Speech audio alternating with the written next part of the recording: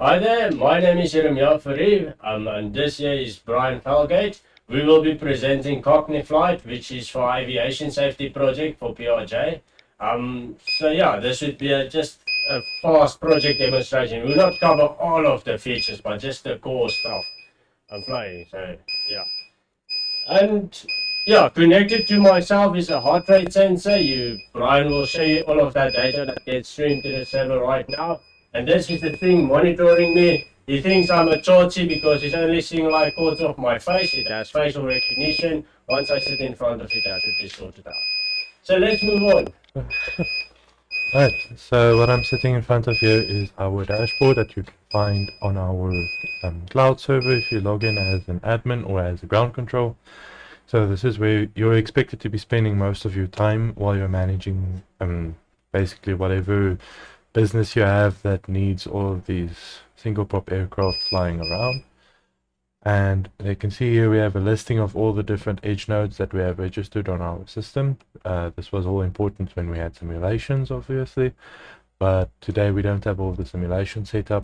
But this is evidence, our system can manage many edge nodes, but for our presentation today, we're mainly going to focus on the one edge node, which is this one that you can clearly see. It's alive, it's picking up Jeremiah.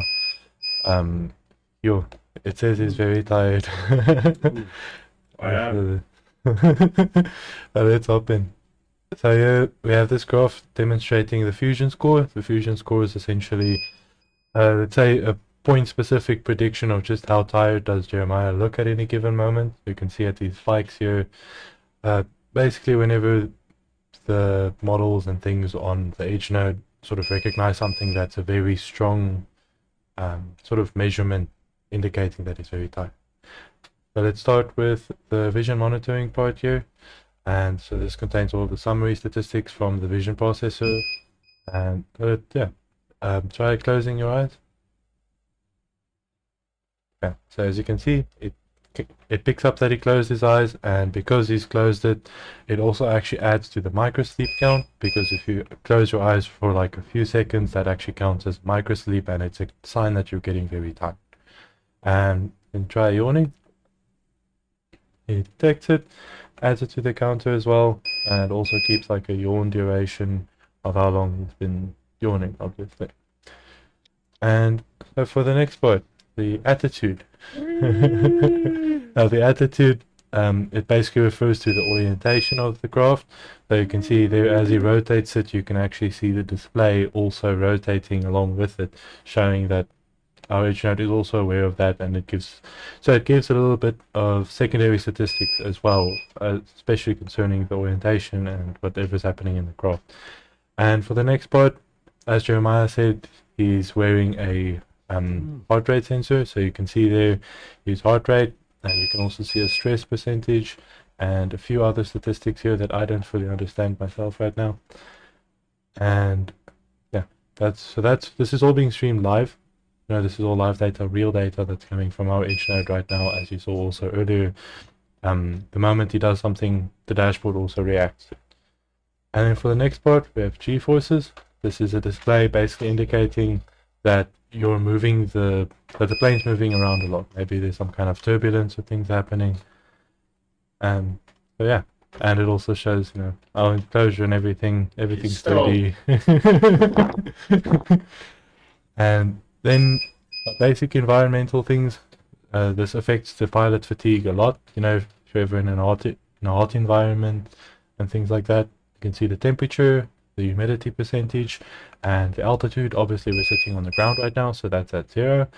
And we have this air pressure as well. Right? So this would, obviously, if you're in a single prop aircraft, you would see this deviating quite a lot, because they don't have as much like pressure management as like Boeing or something. And then this is the part where our server-side machine learning things also come in. So you can see this is where our ML engine hooks into things, and it decides to give you some extra insights into what's happening in the flight right now for the specific pilot. Right? So this includes some reasoning statistics, reasoning strings, basically saying, what's all been picked up and what's the significance of all these different things, right? Like the fact that there's a few microsleeps, even, well, these microsleeps were fake because, you know, as you saw earlier, he closed his eyes explicitly. But if these things aren't done on purpose, obviously that's actually a sign that you're getting very tired. So that's why there's a critical alert that comes up for it. And you've got also other reasoning about the fusion score and the EAR, that's the eye aspect ratio. And you can see that he yawned quite a bit as well. And see all kinds of trend analysis here as well as all of these different, because we basically, everything here is on a graph, you know, EAR, everything. We just don't display all the graphs right here. But yeah, so this demonstrates the trends as well. And so that's basically it for the dashboard. Is just see that it also actually includes some authentication things, like you would see it on the dashboard right here if it hasn't detected a pilot, and if it says salty detected, like what happened with things earlier, you will see it come up on the dashboard as well, that you know that there's someone in the cockpit that's not recognized as well. And so just real quick, one more thing before I want to go on to the next step, I wanted to show off basically just a little bit of the rest of our system here. We have a lot of other admin things because at the end of the day, an actual image has to be embedded as well for authentication purposes, and there has to be some actual data on our pilots for our fatigue prediction things to work, because we've got some personalization features. So there is actually a full dashboard with all kinds of wacky features, and I just wanted to show off the terminal. The terminal, basically, it gives you an interface that's exactly the same as anything else that's interacting with our server would use. Right, the dashboard is actually running a command to access all of the data. So this is all very terminal based, and in the terminal you can basically inspect whatever you want to on our file system and all those kinds of things. And we have a chatbot that's also built on top of the terminal that actually, you know, it's there to help you, there to run whichever commands and things that you have, you know, that you might not understand yet. You know, you can ask it which pilots are registered, and it'll know which commands and things to run because we've given it substantial context. And so it would actually go ahead and run the functionality and go ahead and get the information that you're looking for, and it can do basically everything that you can do. It runs in your permission context, so if you can do something, the bot can actually do it. And so this is a nice little helper feature that we've also set up, and honestly, from all the features that we've set up, this is kind of just like one tree in a forest here, but I thought it was just a cool little thing to show off here before we go on to the next part, where Jeremiah wants to give some more insight into specifically the edge node, you know, which components and things go into the edge node and how these things work together. And that's also the logs that you saw on the screen passing by all this time. I'm going to give over to him for the rest of our presentation. Darcy, let's take this stuff apart. Well, first we need to power it off.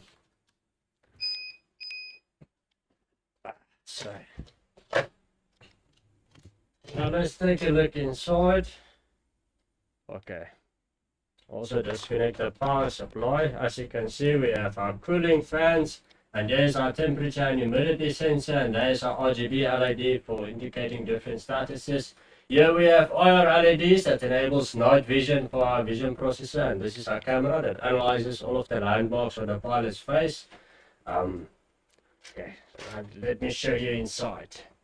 Currently, everything is quite like pushed together to fit into the small box. Hey. Okay, I've not yet taken it apart like this way. I've only like put it together. As you can see here, we also have an alcohol sensor. Now currently we're too broke for alcohol, otherwise we would have also demonstrated it. But yeah, if like this can be here, if the pilot just breathes on top of it, we can detect if he has alcohol in his system or not. Even if you just hold this on top of like a glass of with a bit of lager brandy or something, it will immediately show you if it contains alcohol or not. And then also notifies the cloud and everything. And yeah, here we have our server driver board that helps us to control the servers very smoothly. So you've seen how the camera follows my face. Let's say if the pilot adjusts his seat or whatever, the camera follows him. He doesn't have to like manually configure it. You know, the main goal of the project, it must sit there and it must work. It mustn't be extra stuff for a pilot to manage or do. Well, except if he's like getting really drowsy, then the system must irritate him and make sure he wakes up or whatever. As you can see, we are running 2 Raspberry Pis, 2 computers. We use distributed computing to manage this entire system because it follows a microservices architecture and a vision processing with the facial authentication, and also with the integration with MediaPipe to analyze all of the landmarks and to do all of that calculations. It takes a lot of processing. We had our Pi 5 reaching almost 85 degrees, and after that we decided to go distributed because yeah, our poor Pi almost like kaboom. And then now we did add one, and with our microservices architecture it was actually quite easy to like break it up and set it apart. Like you just like move the stuff, and that still integrates with the main Pi, and the main Pi has the database and everything. It does the communication with the cloud. So all of the services that runs on the one computer, you can just anytime start it on the other computer and it will just work. And with our microservices architecture, if one service fails, the rest still goes on. It doesn't have a single point of failure. It might maybe have something small here and there, but like on a high level, there's a lot of stuff that can just break and it doesn't matter. Everything that works still goes on, and ground control doesn't matter what. Let's say if the heart rate sensor just does nothing, it doesn't matter. We still have the vision processing or whatsoever. Or let's say vision processing just for some reason crashed or something like that. We still have the heart rate, etc. And also inside here, yeah. Let me show you. Okay, well, here we have our GY91 sensor. This enables us to like measure the pressure and also the accelerometer, the gyroscope accelerometer, and also the attitude. Yeah. And here's our buzzer, here's our Raspberry Pi 4, there's our Raspberry Pi 5. There's our small poor breadboard that has to handle all of the wiring. And yeah, that's it. And it works. That is what mainly matters. And yeah, I hope that covers it what you want to know. Have a lucky day. Lucky day.